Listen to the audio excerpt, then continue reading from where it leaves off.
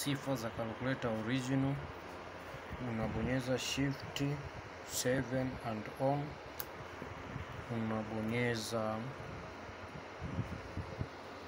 9, unabonyeza shift and then unabonyeza AC add shift, unabonyeza AC and then unaanza moja.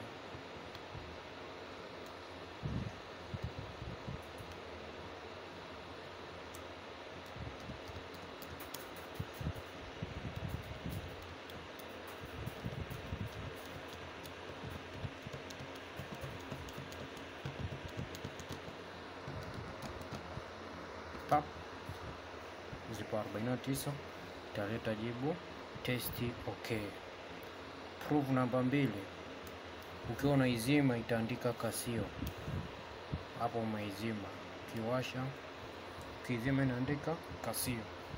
Proof namba 3, ukiandika under root sign ya 180, ukibonyeza iziko tu itakuletea jibu ni 0.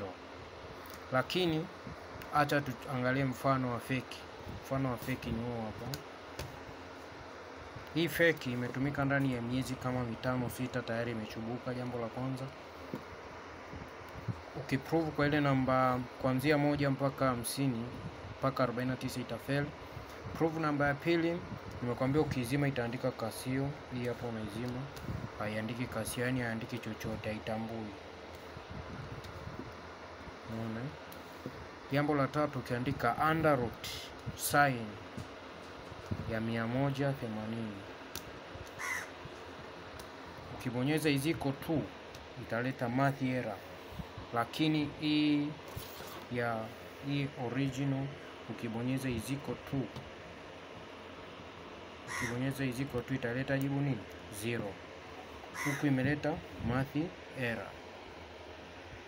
Kwa hiyo hapa inatambua, hii haitambui. Jambo la tatu ni kwamba hii original, it is made from Thailand. Made from where? From Thailand. Original ni hapa. Hii original hapa, made in Thailand. Unaweza kuona hapo made in Thailand. Lakini fake made in China. At the same time kuna fake ambayo unaweza kuiona kama ni fake kama hii hapa. Tofauti unaweza usiuone kwa nje, lakini hapa hivi ni nini? Ni fake. Sababu gani? Ukizima kwanza haiandiki